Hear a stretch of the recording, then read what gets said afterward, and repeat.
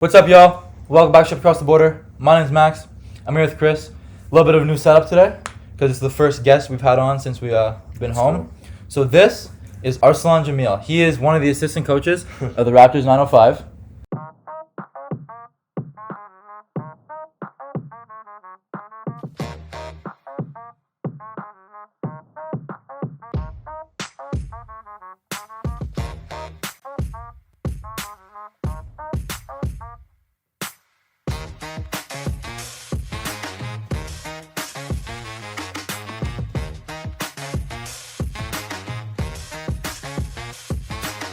Oh, it's like for speaking better and shit? No.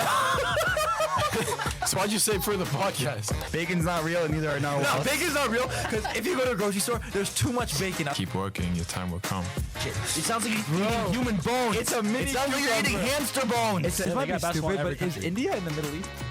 I don't think so. Is it?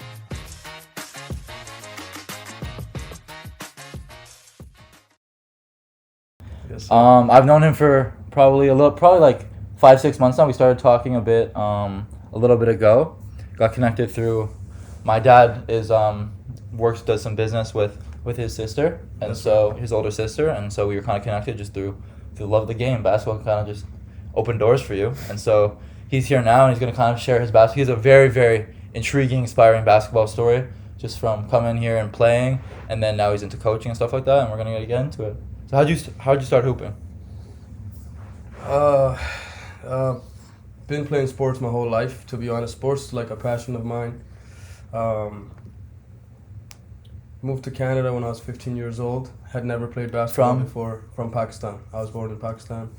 So, I mean, when I moved here, I always tell people, that was a tough time. Probably when people talk about adversity, that was that time for me in my life, I think. Because when you're young and you're in grade 10, and you have no friends, can't speak English, right? Yeah, sure. Just watching your family, it's just tough. That's what everybody goes through, and sometimes not everybody can relate to that, especially people that are born here or that are from here, right? You guys don't know that, but that's something that for sure people go through, right? It's sure. It's a tough change for I think a high school kid. So I went through that, and then because of that, I think it really, hurt me in terms of my confidence and stuff like that. But, that's kind of how I found basketball at that time. I used to go to this library close by. I moved to Scarborough. That's where I first moved. And, there were some hoopers there in that area. But I used to go to this library just to browse on the internet. It was summertime. School hadn't started.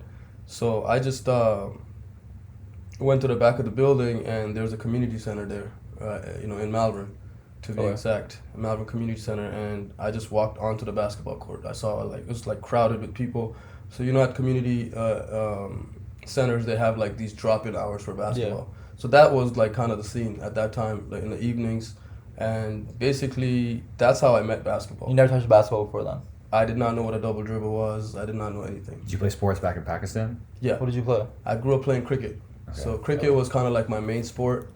But that's it has the flat type more it's kind of like baseball, isn't it? They pitch it down the middle and pitch. Okay. Yes. And it's it's like a kind of like a canoe, not a canoe, but that type of thing. Yeah. Okay. Yeah. So the rules are different, but the idea is kind of the same. Mm-hmm. But that was my thing. Is that a lot more popular? One of the most popular sports from in that part of the world? Yeah. Sure. Really. It's very different. It's very it's kind of just different places have different things. So hypothetically, you go there and it's complete culture shock, just and vice versa. It's just completely different standards and norms of life. So continue with the story. Yeah. So speaking of that, back home, so my dad was in the Air Force back home. So because of that, I traveled a lot within the country, and the setup for that is a little bit different because you're kind of in this Air Force base. So I grew up in that environment, and because of that, I was exposed to a lot of sports facilities because they have that everywhere there. If you're in the Air Force Base, so tennis, cricket, soccer, you name it, all kinds of sports I played. But cricket was my sport that I specialized in. But the funny thing is, I would play cricket on a basketball court there. They had basketball courts, but nobody played basketball. Really? Right? I never saw anybody play basketball. but we would play cricket. But like that memory sticks with me because now I'm into basketball. Yeah. You know, so like as a kid, I would just walk on the court, but never notice the basketball hoops, but they were there. You never like wondered like what they're for, just like. I knew it was basketball, Yeah. but never played basketball, and nobody did, so I didn't play. But if the kids in my area were playing, I probably would join them. But we all just played cricket.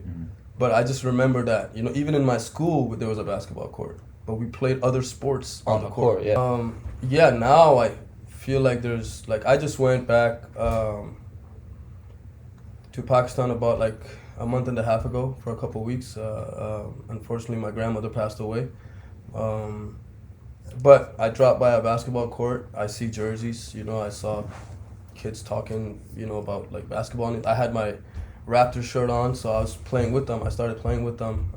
The skill level is not what I'm used to here, obviously, but they have especially not coming from like the Raptors organization. Exactly, you know, but they recognized that I'm not from there, and they started asking me questions, and they you know seemed like they were familiar with the NBA and all that, and I'm actually. You know, I think like, you know, one of the things that, you know, it's a goal of mine, you know, is to actually maybe like do a basketball camp there one day. 100%. I was gonna be my next question is like, how do you kind of bridge the gap? Like you come here, you learn obviously like Canadian, like the Western like world kind of like lifestyle, whatever, and then you found basketball and you love basketball. How do you like bring that passion back home and introduce that to like? So that's a cool opportunity. Yeah. Like a camp. Like are there like facilities where you could run camps? Yeah, they have a lot of facilities. Is what I've like researched. Yeah. Yeah. That's awesome. That's awesome. So you start playing, and then obviously I know the story. But so after you start playing, like how do you end up like taking it seriously? Because obviously, you end up being a college basketball player. So how do you kind of go from being this guy you came over with your family, kind of didn't really know what basketball was. You pick it up at the local community center, and then you kind of just fell in love with it. So what's like the journey from going from like kind of like 0 to 100 of being like never seen basketball before to like eventually being on a college basketball team, which is you played for Ryerson, which is TMU now, right? Yes. Which is a very, very reputable basketball program in Canada. They've been very, very good recently. They've had guys go like they had one dude from transfer to like Florida State. Like they're a very, very good program. So and you're able to represent them on the court. So how do you kind of like make that transition? Yeah, so like grade 10 I picked up basketball and I just started playing. So that's what I did in my free time. I think that's where like, you know, like playing sports your whole life, you just become competitive, right? Like you see, I started making friends, by the way, through basketball. Basketball really, really helped me, gave me, I guess, like a home, kind of. And then I started making friends, I started learning English, because you got to learn how to communicate and do all these things. So like people talk to me now and they're like, you don't sound like you're not born here.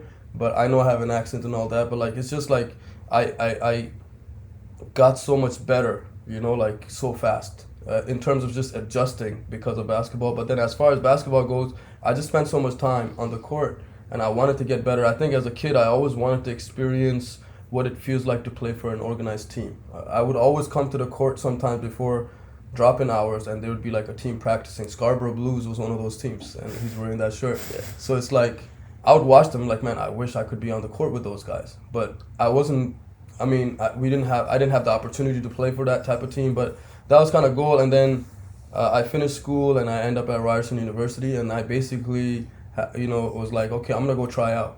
Did you ever play for like your high school team? Or? I tried out for them, but my high school team was really good. Which high school did you go to? West Hill Collegiate. Okay. So I don't know if you guys they ever were heard good of back Denham in Brown. Yeah, I don't know, I haven't, but say that again. Denham Brown, if you guys ever heard of his name. Denham Brown he holds the record of most points scored in a high school game in Canada. How many? 111 points. He scored 111 points in the game. So I was at the school at the time, so we had a really good program because of that. I know like when public school, obviously like the prep kind of scene has kind of like taken over Canadian high school basketball, but like before then I've definitely heard like that's like what West Hill Collegiate was then like a bunch like Vaughan Secondary as well, like in this area like the kind of like notable, and there's Thornhill was very good. Yeah. Just like the notable like public schools who had good programs in the city. Yeah, so I did try out to answer your question. I just, you know, I kind of knew that I was not. You're also 1-2 years in to the journey. Yeah, like you know what I mean. Like those guys were good, man. Like when I tell you they were really good, they were really good. Some of the best players at the time in high school, in the high school scene. So it was.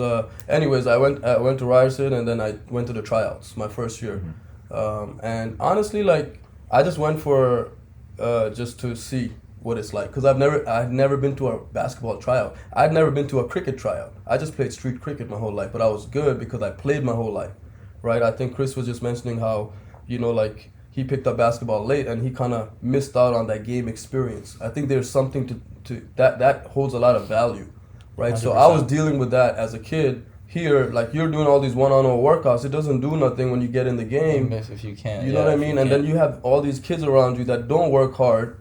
In my mind, they didn't work hard outside of the games, but they were good in games. And then over time, that's one of the most frustrating thing. Because they got to play. But when they got in the game, they made the right decisions. I couldn't do that. Mm-hmm. You know what I mean? And that was frustrating. Yeah. But the only way you can gain that is by playing in games. So as a coach now, I'm really big on making sure the right process is put in place for kids that I'm training.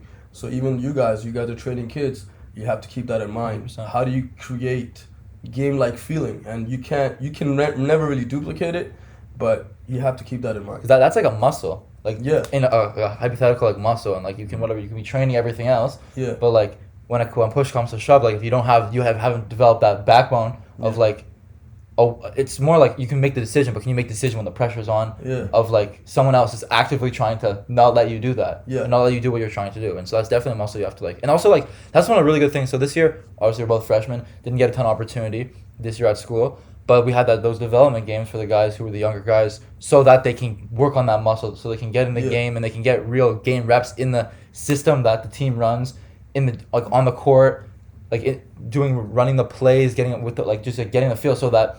For example, like Chris ended up not running with it, but my coach expected me to make a big jump next year, and it would have been a lot more. I feel like it would have been easier if the school obviously didn't go through the situation that happened, by having ran the sets that we're going to run next year already in games, and like running the spots that we were going to run and running through the system and stuff like that, and already being in the system and playing. This is one of my questions I was going to get to later, but I mean you already talked about it a little bit. I was going to ask you about like how the environment that you're in affects the growth that you experienced in basketball. Because I noticed, because I came from a really small town where there wasn't a lot of high-level basketball, so I had to drive 2 hours to Scarborough, try out there, and then just in that single year of playing AAU, the amount of growth that I experienced was equivalent to like 5 years in my hometown. Right. So I'm wondering if you could talk a little about the importance of having an environment of basketball around you and how that affects players' growth. Yeah, so one thing I struggled with,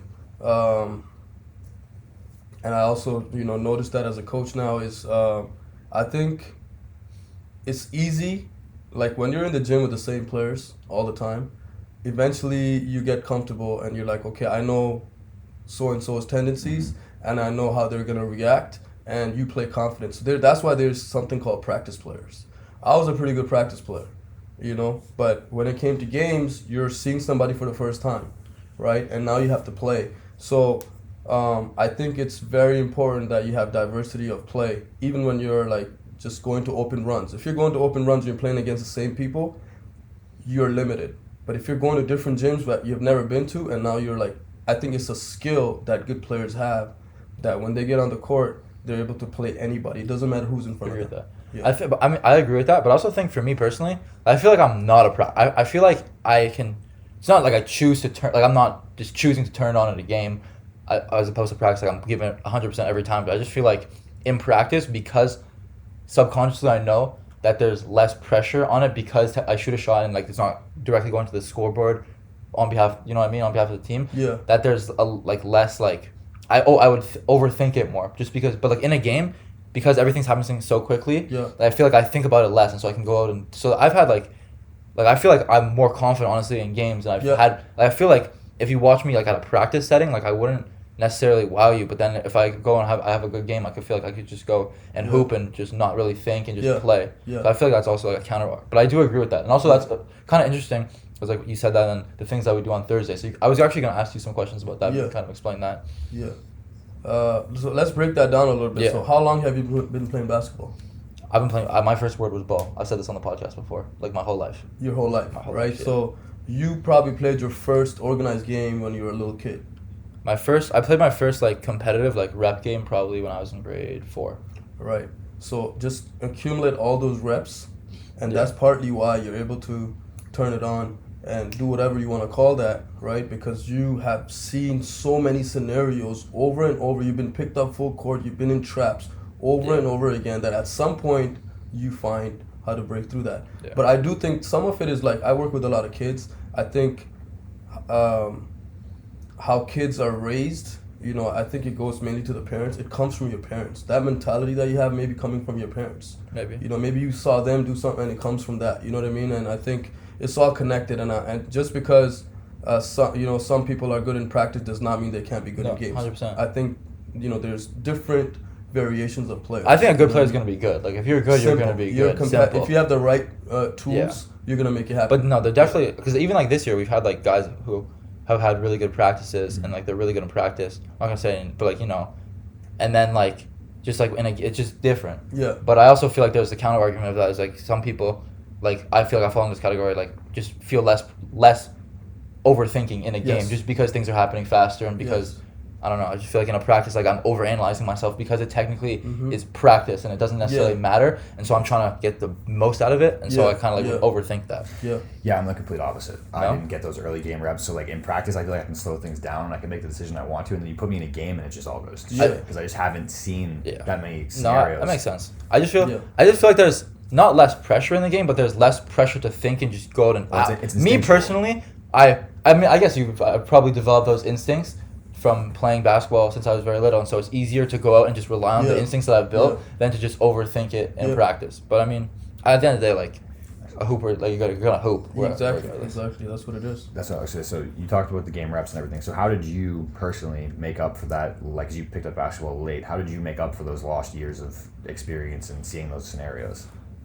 I didn't. That's the problem. I didn't. I played. The thing is, like, I ended up just making different friends that I'd go play basketball with, and then eventually I made the team.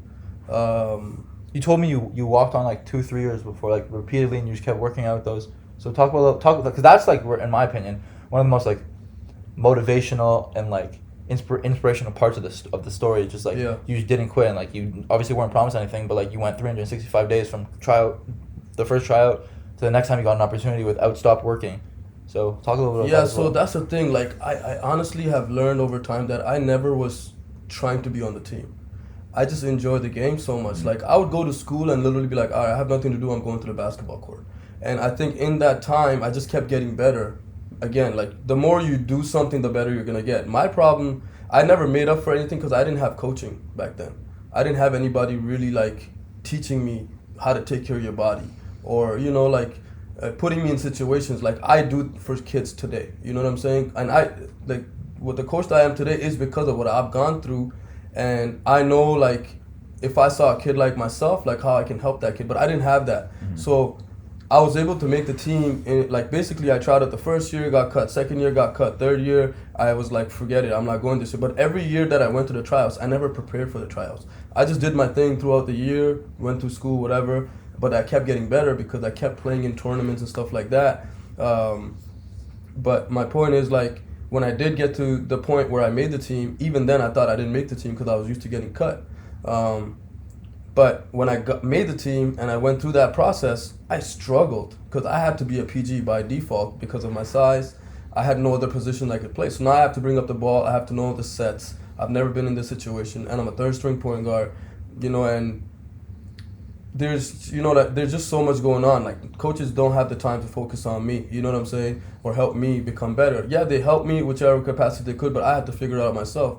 And that was really, really hard because the problem is, like, for me, the problem was that when I made mistakes, I made more mistakes, right? So in that games, sounds familiar. Relatable. you know, I would get in games knowing that I'm going to turn the ball over at the point guard position. Yeah, and that's what I did. Tell me about it. That's what I did. And guess what? I had 4 turnovers in 2 minutes. You think coach is going to play me again? No, for the next 10 games, I'm shut down. So now I'm working hard in practice. It doesn't mean nothing because now the coach is not trusting me in the game. But I'm dealing with the issues that you get as a kid, because as a kid, I'm dwelling so much on it. Everything is messed up. I'm not as motivated, but I'm still by myself and I'm alone. I'm trying to work on my game at the same time. So it was really, really hard. And I'm working on the wrong things probably because I don't know what the right thing is. Because there's no guidance. We talked about so, it a lot. Yeah, so, and then you kind of take that, and so now So like your work. So how did you get in contact with that Etobicoke Thunder team? Because I feel like obviously you do a ton of coaching. Yeah. Also a variety of levels from the NBA to U15 rep basketball, which is obviously. But I feel like it seems the way you're talking, like you have a passion for like helping younger kids learn what to do the right way, because that you like kind of wish you had that guy. And that's kind of what we do on the podcast as well. Is like we give advice to people, because both of us first generation college athletes, like my parents, like nobody knew the system, so I kind of had to figure out how to put myself in front of coaches, and same as Chris. So that's why we do the podcast, to like kind of obviously showcase the people that we know stories and how they got to the positions that they are, but just like give advice to people who are in the same positions as we are. So it kind of seems like you have a passion for like helping younger kids and giving them guidance, and kind of, so talk a little about that. I want to know how you, because obviously I've joined you a bunch of times for the morning, so talk a little about that. Yeah, so I love kids. Just, you know, as a person, I've always, you know, like gravitated towards kids, because I feel like kids are just real, you know, and I'm talking about younger kids all the way from 7 to 12 years old. And yeah, like if I'm working with them on basketball, like, you know, obviously, so my experience at the pro level in the last 5 years, what I've observed is there's so many players that are so talented, but I don't think some of them focused or were taught the right fundamentals at a certain age. I think that's where you develop a good shooting form and good shooting habits that translate later when you become a pro. And sometimes you see coaches trying to change their shot, and they're like, whatever age they are at that point, it's just hard. You know, they're gonna default back to, you know what I'm saying? Like, I was a very good shooter for a long time, and then I decided but form wasn't really conducive to like the next level, just because I had a lower release point and whatever, I was gonna have blocked, and so I got a lot of feedback, and I started changing my jump shot. It kind of took me a year and a few months to, like, my whole senior year and halfway through this year, to kind of find something that was repeatable, comfortable, effective, fluid, just like limited excess movement. Like now, I mean, you've seen me shoot the ball before. Like, it's not 100%, but it's a lot better than how it was before, and it's obviously still working. I'm not actively like going on, like trying to change it anymore, because I'm comfortable with it. And I've learned how to move with how my body moves, I guess. But it took me like a year and a half, and obviously like I never should have changed it, because I was shooting the shit out of the ball. But I mean, I thought that I needed to kind of change it to prepare for college. I had a really, really good first year of prep school in the U.S., and I was like, okay, well, like I could just come and average what I'm gonna come and average 20 next year again, but then I get to college and like it's gonna be difficult, so I may as well use this year as I already have the interest, I already have this, like I'm gonna try and bridge the gap this year, so I prepare myself. And I mean, in hindsight, like, it worked out, because I'm a way better shooter now than I ever was. My form is way better now than it ever was. But it just was a really long process of changing it, and I mean, I'm lucky. People also like don't want to commit to it, just because it's so like that's probably some of the toughest times I've ever had in my entire life, where like, because I went from being a really good shooter, all these really highs, these articles being all this stuff, and then now like I'm still hitting shots, and I still hit like 1.5 threes a game my senior year, which is not, but like for me, I went from hitting 4 to hitting 2, and now it's just like mentally, psychological. If you said before, it's like, okay, well now I went 1 for 6 this game. Now I'm not seeing the same success as I was in what I love as before, and it's just very mentally draining. But I mean, it takes a lot of consistency and dedication, perseverance to get through that. But for sure. You kind of just touched on this, and I had this written down too, is talking about like doing the boring work, because it's kind of like a pyramid. The wider base you build, the higher the peak can go. So like we've always talked about this in the podcast too, is like the bigger your fundamental base is, the higher your peak can be in game, and the more stuff you're capable of doing, just because you have a left hand dribble, you have a right hand dribble, you can do all this really basic stuff that no one wants to do because it's really boring. But that's really the secret to getting better. So I'm wondering if you can touch on that a little bit. Yeah, so that's exactly, like, those are the things I focus on with the little kids, because they have no idea that for a right hand layup you got to go right foot, left foot, or 2-foot finish. But I think, you know, like, I've had injuries along the way, and I've learned so much about the body. So I keep that in mind too. So if I'm doing right hand, I'm also doing left hand at some point, depending on how skilled the kids are, right? So teaching, just like really laying that foundation down to where it becomes natural for them when they start playing, and they won't even realize, but they're able to do that. So like, you know, if I'm working with those kids, the way I see it, by the time they're 17, they're gonna be good, just because they have that laid in. The guys that we were, so you run training sessions for this Etobicoke Thunder team 3 mornings a week. And you bring in, and this kind of even goes to like a lot of, I feel like there's a lot of like not full circle, but like you say something like a lot of like different parallels that we've been drawing through this episode. But like, so you said like good players can play with anybody. So Yes. I think how you replicate that is you bring in guys. Yes. So talk a little about as your run. You talk about what you do. And then Yeah. Talk about my experience. Yeah, so the Etobicoke Thunder kids, like, that's a good example. That's, the gym you come to help us out. These kids I've been working with for a year now. I met them. I met Mark, that's their head coach. I met him through an ex-teammate of mine at Ryerson. His name is Muddy. He coaches. UFC now. He's the head coach of UFT basketball. So he's somebody that me and him used to fight for the same minutes that we had back in the day. So he kind of like connected me to Mark, and that's how I met Mark. And then I've been working with these kids, and they've made a lot of progress. They've made it. I've been there for like what, a month now. Yeah. And they've made it to, like. Exactly. Shout out. Maybe they'll see this. Maybe we'll send an episode. But like They probably Sebastian, like he's like going from like the first time I ever saw him was like missing free throws and like playing. Then now he's attacking downhill the 7'4" guy. Yeah. Like at 15 years old. Like Yeah. there's a ton of progress in this month. So I'm sure they've gotten exponentially better since like the first time you. Yeah, Jacob actually texted me yesterday. They're actually playing right now as we speak. How are they? They have a tournament. They're playing in the finals. It Of, starts in of 5 Division minutes. 1? Yeah. Really? So they awesome. Yeah. That's awesome. I don't know. That's awesome. I don't know what the division is, but they made it to the finals of this I think they're in tournament. Division 1. I think they're. They are. Is that? Yeah, what I they think said? Mark Okay. told me they're in Division 1. So basically, they're playing at like in 5 minutes in the finals game, and Jacob texted me yesterday. He's like, "Coach, like I hit 2 threes, and I know Jacob has been somebody that's been working. So For I sure. think to your point, every Thursday, we bring in different bodies, and it doesn't matter the age, like as long as there's. I'm just trying to give them something different, because they're used to playing against each other, and it's kind of complacent now, So.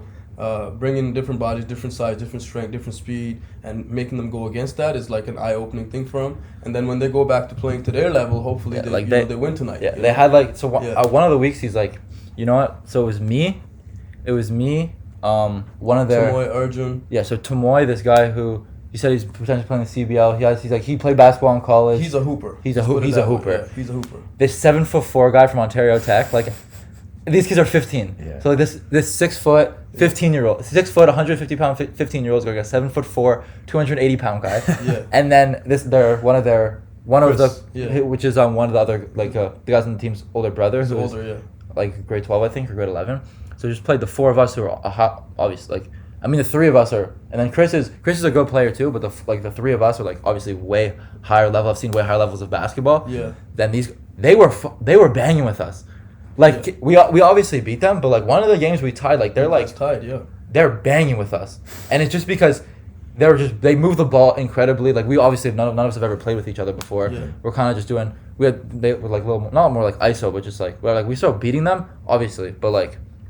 They're like moving the ball like crazy. Like I'm talking 8, 9, 10, 11 passes to an open 3. Yeah. And like, I mean, the 7'4" guys like slow to hell maybe. So then they got a corner, whatever. It's just like Yeah, you see the chemistry. yeah, you see the chemistry. Like they're a good team, and they've gotten so much better. I feel like Yeah. You have really helped them get better. So I really enjoy coming It's in, good. doing the ball, like warming them You up should with the come ball out too, handling. Chris. Come I on. can make that happen. Yeah. You'd have to leave your house at 3 in the morning. That's the only problem. You have to leave your house at 3 Done in it the morning. before. If you come to mine, crash, and we can go Yeah. crash on a Wednesday. Maybe record a Come podcast Thursdays, on a I need Wednesday. you Yeah, Thursday. and a Thursday. I wouldn't be opposed to We it. come out. If you come out, we can record on a Wednesday. Crash, then get up early and go out to Etobicoke and play against some solid 15-year-olds and give them hell. But like, no, it's fun. It's a good and I like kind of developing. I feel like the first time I came, I kind of just came. I came with Ryan, but like kind of like I didn't know any. Like I just knew you, and I kind of just like came and hooped. But now it's kind of not like formed like not like a big brother type thing, but just like I want to see these guys winning. I've kind of developed a relationship with them. We're like we're getting shots up, but we're not merely making jokes because obviously it's a serious like thing. But like there's that kind of like rapport there. Yeah. And now like that's awesome to hear that they're in the finals. That actually makes that makes me smile. That's awesome. Yeah. I have another side step I kind of want to take here. I've been listening to a lot of podcasts and reading some books lately about like mentalities you have to have when you're chasing a goal. And one of the quotes from one of the books was commit to the action, not the goal. So like if you want to get in shape, you don't commit to losing 20 pounds or something. You just commit to going to the gym every single day. So I'm wondering if you've tried to instill that mindset into people, or if you agree with that quote, or how do you feel about that? Like just instead of committing to getting a handle, you just commit to putting in an hour of ball handling every single day. An hour is crazy. I used to do that. But yeah, just And you committing to dribble. the action instead of the goal to avoid the emotional ups and downs, because then you're not worried about the results, you're just worried about putting in the work. Yeah, I'm definitely more process oriented Mm-hmm. as opposed to result oriented. Yeah, I agree. I think you got to take it one step at a time. Sometimes we just want the big thing, and then we just kind of like bullshit our way through, and we don't get results because of that. You know, so I'm kind of with you. Like what you said is kind of like, you know, I think what's important is the quality of work that you're putting in. Like how are you, you know, going about it? How For is sure. it translating to what happens in the game, right? Like what do you need in the 94 feet situation where if somebody's picking you up focal, what kind of movement do you need? How much space do you need to create with your retreat dribble? And how do you attack and explode out? Like that quality has to be there, because if it's not there, it's probably not going to translate. For sure, and that's something we talk about a lot. Is okay, you could go and you could shoot 500 shots on the gun, Yeah. on the shooting gun, but it's like, and obviously you're gonna get like better, but at some point like you're gonna get lazy because you're gonna start like maybe going back to old habits, maybe not holding your follow through all the way because this is the 900 or this is the 496 shot you're shooting, whatever, Yeah. whatever. So sometimes what me and Chris would do to even like emulate game situations, so we had this kind of like motion offense type thing with different like, it was like a pass to a trailer and then there's like a double screen, then you either curl and there's a bunch of different options out of the double pin down, and so we would go and we would set up chairs, and because like this is at the time like both of us, this is like right at the beginning of the year, both of us are struggling in practice because we're both just have no idea what's going on. I just came back from being hurt. Chris played. Never Chris is seen shell plays. shocked, never seen plays before. Yeah. And so we kind of just set up chairs as a pin downs, and we kind of just, I would run up to the pin down, and he would say something, and I would have to make the read. So he would say curl it, I would Good. curl it, but it would have to be last minute. We kind of like emulated those game things. I think we saw a lot of in practice, like making those decisions live in practice was easier after repping out the wildcat, like not sets, but just like reads off the pin, off the curl, off the back door, off the things. Because then you'd come in and you'd curl the second one from mid range jump shot. But okay, we worked on that. Now it's more comfortable than I'm just being thrown out there. Yeah, for sure. So- and that was just the two of you doing that, right? There was nobody else. No, this was after practice. This is That's after still tough, practice. yeah. Yeah. So speaking of, you said the big thing. I feel like a lot of people are gonna see this episode, listen to it. So currently, right now, you're one of the assistant coaches for the Raptors 905. You've worked in the Raptors organization. So how do you go from, so you play at Ryerson your last year, you graduate. Mm-hmm. Now you want going from a player to how do you make the transition to a coach? What's your first step as a coach? And then how do you ultimately end up obviously being in one of the highest stages of coaching?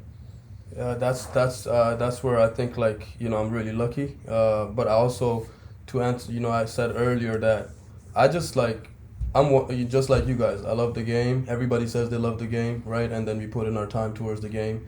You know, I worked pretty hard, I think, as a player. I may have not done the right things, but I think I had a good work ethic.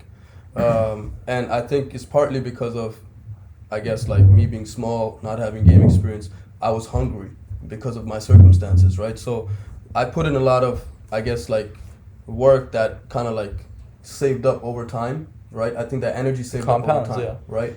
I really believe that, you know, in this world, you have an energy about you, and I think you're a product. We're all products. Like, to me, we're all a product, you know, and I think somebody wants us as a product, you know, for whatever they need. Or so I think that's how opportunities are built, right? So I believe that the energy that I had towards basketball stayed with me. I actually graduated the year that I made the team at Ryerson. The year I graduated, so I decided to go back to school. I enrolled into a different bachelor's program, and because I wanted to experience playing, so I went back and played 2 more years, and then I had my injuries and all that, and then just, you know, like things were not so good, so I started working. So I basically got into the IT world, and I started working tech jobs, and I jumped from. Is that what you graduated with? I graduated in computer engineering. Okay, yeah. So, So- something in the Yeah. technological computer based. Yeah. And basically, I had to let go. I walked away from the team situation, and it was really tough for me because at the time I thought that was everything for me, is to be part of that Ryerson basketball brand. And I think like when you're young, you have big dreams. One of my dreams was to play professionally. That's something I wanted to do, whether it's Europe, whatever. Is there Yeah. a professional league at home in Pakistan? How does that No, but they have national team stuff. national team? Yeah, I have to explore more to see what's there, and you know, like I know there's some kind of basketball level there at the national level, or FIBA level. So, anyways, I started working, so I completely let go of the whole like going to practice and all that, and I thought I was gonna walk away from basketball at that point. I basically let go, but then I realized in my time that I started working in the real world, like I started making money and I'm able to help my family and stuff like that. I realized that it didn't matter if I was part of the Ryerson team. I just enjoyed the game because I found myself back on the court, maybe not working on my game the same, but I was still around it. And this is just me as a player. I started playing in men's league and stuff like that, and you realize that, you know, you still enjoy it. And I'm like, okay, I'm gonna keep that. So I just kept it with me, kept watching NBA basketball, whatever, just because I like it. But anyways, I'm jumping around different companies, and you know, like Still in the IT world? In the IT world. And I have like different relationships that I built with like agencies that hire you for companies. And one of my agents called me, you know, Jeanette Lamb, you know, that's, God bless her, you know, she called me and she said, hey, I have a 2-week contract for you to go work at MLSE, you know, and that's kind of like what happened. And I took that gig because I didn't have a job at the time because I was jumping around companies. And then I went there for 2 weeks. That 2 week turned into another 2 week, to another 2 week. Next thing you know, they're like, hey, we're going to keep you to the end of the Leafs and Raptors season, which is like basically until June 30th. What were you doing there? What was your... I was in their IT operations department, right? So I was basically during Leafs games, Raptors games, concerts, you know, all kinds of events. I was the main contact support if anything went wrong in the building. So that's kind of like, that became my role, which allowed me to like go to different departments and, you know, I guess like get to know different people. So I could have left after 2 weeks because the money wasn't good enough or whatever the case is, but I decided to stay, and I ended up in that situation. So I wasn't chasing that, but it happened. Mm-hmm. And then it made me realize that, hey, basketball never left me. It came back to me. You know what I'm saying? And all the energy I put towards the game, that's like, you don't sometimes get paid when you want to get paid for your hard work. Sometimes it comes later. Sometimes you get paid when you need to get paid. Huh? Sometimes you get paid when you need to get paid. So exactly, right. You know? So that's what happened with me, and that completely changed my mindset. Like, I completely went from pursuing something in the technical world or engineering world to like, oh shoot, basketball is back, so I'm going back to basketball. So I switched there, you know, and then worked with him for like 5 years, and basically, you know, learned a lot, obviously, from the business side, and obviously, you know, like everybody knows, you know, who he is, and, you know, the leadership that he brings to the table. Like, I just learned so much, right? And I became better as a person, and professionally, I improved a lot too, right? Because, you know, I was still young in the professional world in a sense. So from that point on, like, you know, like, I was just at a camp. Just, you know, there was a game going on, and one of the coaches for one of the teams happened to like step away. So those girls, it was a girls' game, and they didn't have a coach on the bench for like 5-10 minutes or whatever the case is. And I felt like, you know, I can go help the girls. So I just went to the huddle and started talking to the girls. Next thing you know, I coached the whole game. Just like motivating them. The coaches dipped? I don't know, like it was just like, you know, a camp situation. Yeah. So you know how it is, like coaches don't, you know what I'm saying? So like, I just stepped in and started coaching.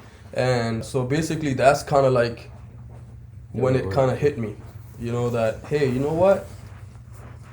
I kind of enjoyed this part of basketball, you know, because I was trying to figure out, like, what do I want to do in basketball, right? Like, I was in a great situation, but I knew that I need to get close to the game somehow if I'm going to stay in the basketball industry. So that was like my first, like, I guess whatever you call it, you know, like the moment where I'm like, okay, you know what, like your light bulb moment. Let's try to go towards this, you know, and see what can happen from that. And then that basically, you know, I put that thought out there in my mind or in the universe, and along the way, you know, I was able to express to people that, hey, look, like, if I can, I would like to go in that direction. And I spoke to the right people, and then next thing you know, Jama Mahalalala became the head coach of the Raptors 905. This is the year the Raptors won the championship. So I basically made that transition. He took me with him, gave me an opportunity to like be on his coaching staff. I have no idea what the coaching gig was at the time. So I'm like jumping from the IT ocean to the executive assistant ocean to like a coach, and now I'm coaching with the pros. So I have no clue what's going on, you know. So that was also like I had to adapt. But see, all these skills I feel like I developed when I first moved to Canada, because I had to learn how to adapt. At Ryerson, I made a lot of mistakes. It made me mentally tough to a point where I still made mistakes in my professional world. I just reacted differently. The highs and lows are minimized. Yeah. So now when I turn the ball over in a men's league game, I'm on to the next. Back then I turn it over, boom, next play is a turnover. You know what I'm saying? And I know I'm going to the bench. I'm ready to go because I'm scared. 100%. But that's how you get better over time. You know what I'm saying? So I was able to develop like some thick skin through that, and then I was able to like, I guess like, execute better in my professional experiences. You know what I mean? So that's kind of how I ended up with coaching. You say like, so you went from this ocean to this ocean to this ocean. But I feel like, yeah, it's a new thing, but because you kind of threw yourself into the fire, and you learned all the skills and you're able to become successful in that, like, yes, you're entering a new realm, but you're taking with all the lessons that you built from the previous realms. So you're more prepared now than you were from stage one. So you come in, you go to, then you're completely new ocean of college basketball. Yeah. You kind of learn through that, and you go into the IT world, and you learn through that, and eventually now you're starting the 905 gig. Yes. But you've built up all that, and you were saying something about that before we were recording, about how building up the skills. So it's of building up like all those skills to help you. So now you're. Oh shit! Yeah. There was another podcast I was listening to where this guy was talking about skills stacking exponentially. So like if you start off and you're really good at math, but then you learn how to be an accountant, now you're twice as valuable. And then if you learn how to do taxes, now you're 3 times as valuable. And it's not like 1 + 1 doesn't equal 2 anymore. It's like 1 + 1 = 5. And I was going to ask about parallels in the basketball world too, about like, or even life, about how in one area you learn one thing, but then you learn a completely different skill, and now all of a sudden you're twice as valuable or twice as useful as you were before. Because you can kind of put those together, and now so now you're not starting at, now you're technically starting at 0 again, but now you've built up this whole like foundation of skills of it's not of obviously skills like technical skills in these areas, but like life skills in general that can help you. So now you, like you said, you minimize the highs and lows because you've been there, and there's just all these different things. Something else I want to get into too is because you've obviously coached and trained some really good players at this point in your career, and I'm wondering if there's a separating factor, like maybe some characteristics or some things that you see in those players who start to excel, or even the great players that you played with in 905, the differences in maybe mindset or whatever that you see between them and maybe average players or players who aren't playing so great. At the same level? At any level. Like what makes a good, you've obviously trained like the best of the best, so what intangible skills, like not like, I mean obviously like shooting, obviously like the technical skills, but what kind of things behind the scenes really make those, like separates those players from players that won't ever make it to that level? I think it's the habits they have, right? They put in obviously they put the extra work in. They're there before everybody, and even after practice, they're putting the extra work in. And then you have the shooting windows. They're utilizing those, and along with that, they're watching film. Film is a big piece. A lot of people don't understand that, but that's one way that I learned later in my life is how you make up for lack of game experience. So whatever game footage you can get, watch that and really break down every possession, watch yourself. Like, I think visual feedback is huge. That's uncomfortable too. Yeah, because it's like hard I went into my coach's office after the season a few times and I kind of like watched my film from games, and like obviously like it's uncomfortable because like obviously in the moment like you make a mistake and like try and move on from it, but then like it's uncomfortable to go back and watch those, and now you're in the situation of like that's just uncomfortable. I mean, that's how you get it's embarrassing. It's uncomfortable. Like, but then that's how you get better, is you put yourself in positions to be uncomfortable. And that's how you grow. Yeah, and it's just like, you know, how like pros are pros, you know, they carry themselves the right way, you know, they take care of their body, right? Off the court, they're getting their rest. Like, they just like really treat their job like, you know, I think that can go for anybody, like in any profession, you know, like there's a separation. Those little things over time will separate. You know, if you form shoot the right way every time you're out there, compared to the guys that are just shooting close to the basket and it's just going in, it's not the same thing. You got to make sure you do it the right way. The arc is right, the spin is the form, the, you know, the your stance, like everything matters, and those guys have perfected doing that at a high quality level. Everything that goes into the game of basketball. That's also something I feel like the intangible wise and like those like intangible skills, something else we're trying to develop with the guys that we work with, because I feel like they'll always like let's just say whatever, we go for start off with the 3-man weave.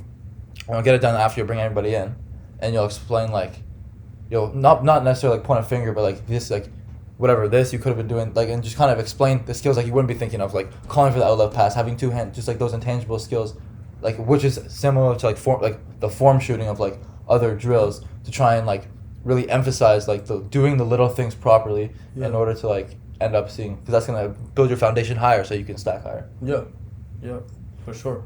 That's big time. Another question we often ask on this show is, what's one mistake you see a bunch of young hoopers make? Well, that's a good question.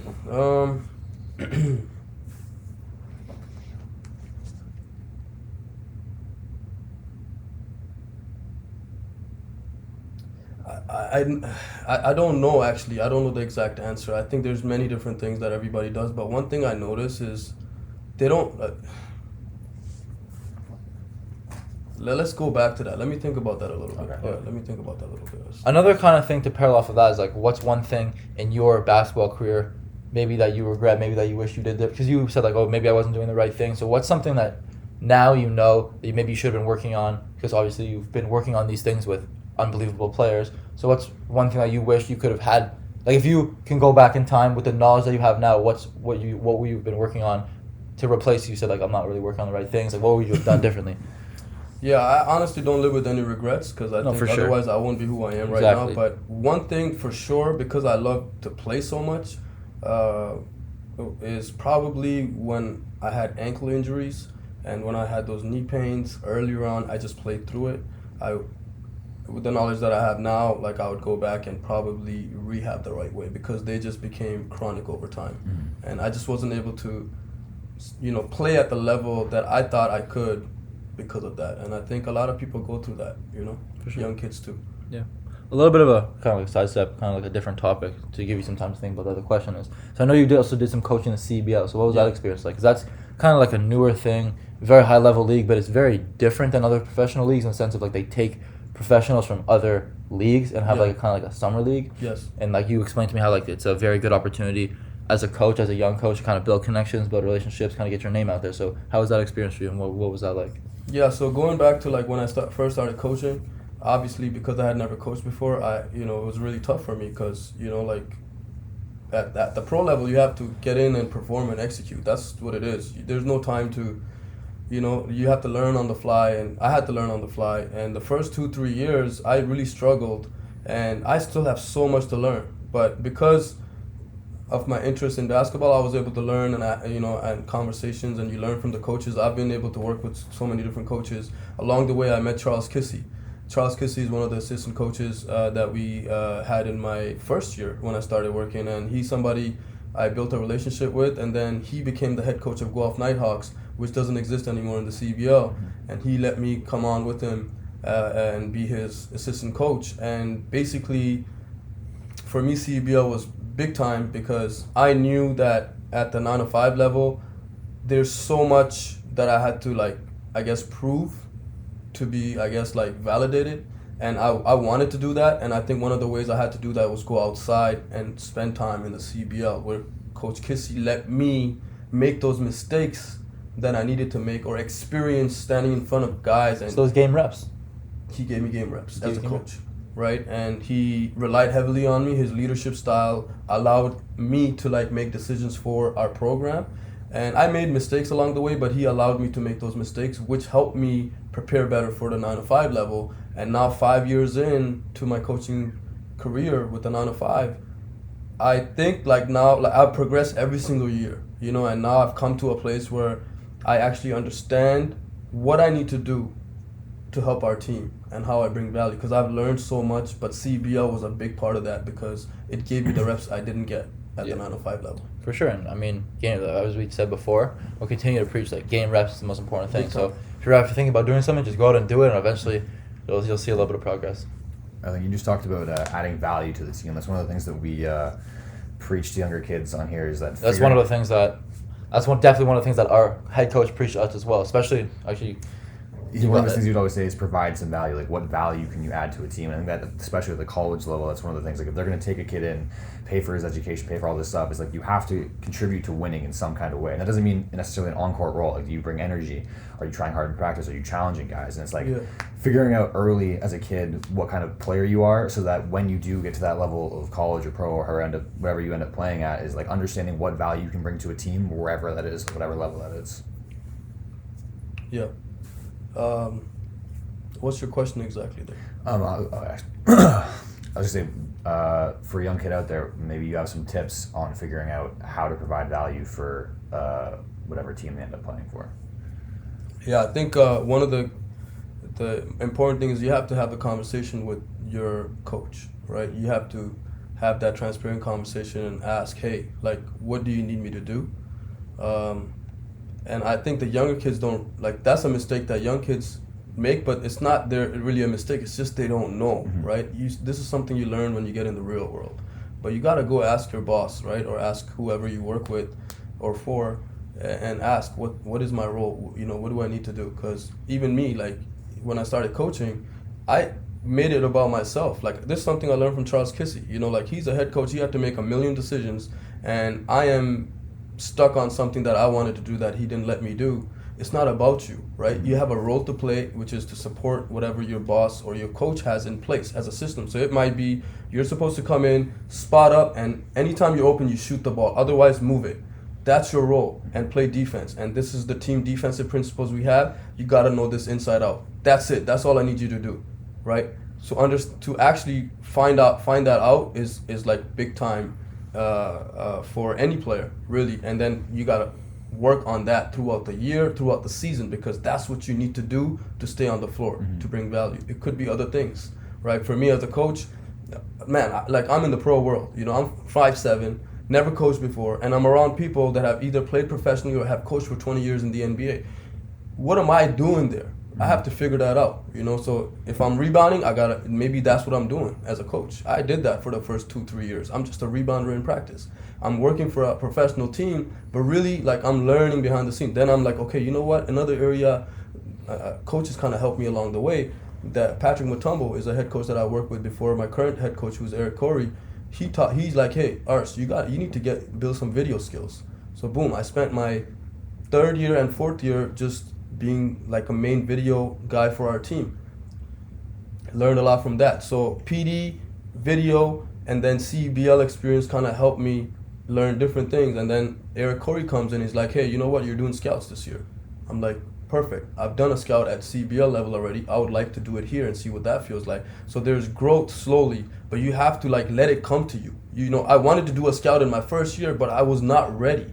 It took me 5 years to get there. So guys come in and join teams and they want to drop 25 a game, but then they get 5 minutes a game and they get upset at that. But hey, whatever your role is, do that at a high level, and then grow from there, hopefully. Yeah, that actually parallels a lot with a podcast I've been listening to recently. Is about paying down your ignorance debt, and in your early 20s, you're in a season of learning, not earning. So like, if you can build these skills and pay down your ignorance debt in that year, you'll be able to earn more in your 30s and late 40s. And it sounds like you went through that. Of like, you were at a team, maybe you weren't making a lot of money, maybe you weren't doing whatever, but you were learning all of these skills and you were paying down your ignorance debt, so that later on you can be a much bigger part of the team and maybe earn some more money or do whatever. 100%. So my computer is running low on battery, and I don't want to lose all this. I think we could just spend almost an hour now, I think. You want to go back to the mistakes I for think- Hoopers and then piece of Yeah, advice? yeah. I Okay. think so. You want to wrap it. So have you thought of any we already kind of talked a little bit about, like, the mistake Maybe you young can hoopers are expand on it, making, like, but one if you big want to expand mistake. on that, it's just like, I think I still don't know what the mistake is, but I think it's not really a mistake. It's something they just don't know.